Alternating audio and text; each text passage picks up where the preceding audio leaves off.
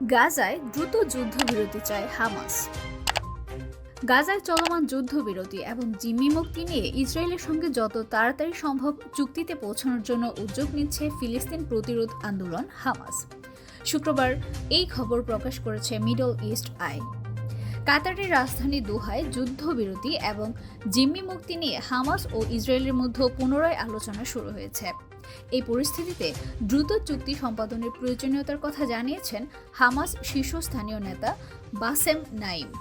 রয়টার্সকে দেওয়া এক সাক্ষাৎকারে বাসেম নাইম বলেন, নতুন দফায় আলোচনায় তারা স্থায়ী যুদ্ধবিরতি এবং গাজা উপত্যকা থেকে ইসরায়েলি বাহিনীর সম্পূর্ণ প্রত্যাহারের বিষয়টি সামনে আনবেন।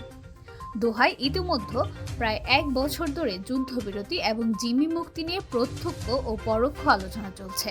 তবে দুপক্ষের অনমনীয় অবস্থানের কারণে এখনও কোনো কার্যকরী সমাধানে পৌঁছানো সম্ভব হয়নি।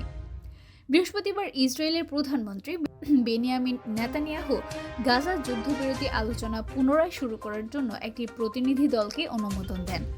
তবে তিনি প্রকাশ্যে যুদ্ধের স্থায়ী সমাপ্তির কথা এখনও অস্বীকার করেছেন। ডিসেম্বর মাসেও হামাস এবং ইসরায়েল যুদ্ধবিরতি চুক্তির বিষয়ে আলোচনা করছিল। তবে তখন দুই পক্ষের মধ্যে চুক্তির বিষয়ে অগ্রগতির খবর এলেও হামাস অভিযোগ করেছিল ইসরায়েলি আলোচকরা নতুন শর্ত আরোপ করায় চুক্তি সম্পন্ন করতে বিলম্ব হচ্ছে।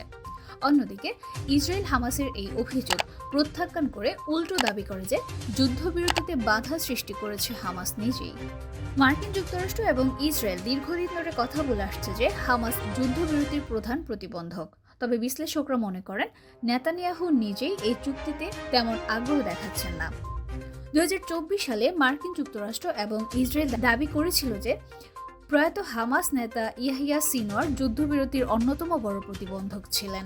তবে 2 মাস আগে ইসরায়েলি বাহিনী সিনওয়ারকে হত্যার পরও যুদ্ধবিরতির বিষয়টি আলোর মুখ দেখেনি। এদিকে শনিবার হামাস ও ইসরায়েলের মধ্যে চলমান জিম্মি মুক্তি বিষয়ক আলোচনা নিয়ে মার্কিন পররাষ্ট্রমন্ত্রী অ্যান্টনি ব্লিংকেন মিশরের পররাষ্ট্রমন্ত্রী বদর আবদেলাত্তির সঙ্গে ফোনে কথা বলেছেন। গাজায় অব্যাহত সংঘর্ষের প্রেক্ষাপটে যুদ্ধবিরতির এই আলোচনাগুলো কতটা ফলপ্রসূ হবে তা নিয়ে সংশয় রয়ে গেছে। তবে ফিলিস্তিনি জনগণের দুর্দশা লাঘবের জন্য এই চুক্তির সফলতা অত্যন্ত গুরুত্বপূর্ণ বলে মনে করছেন অনেক বিশ্লেষক।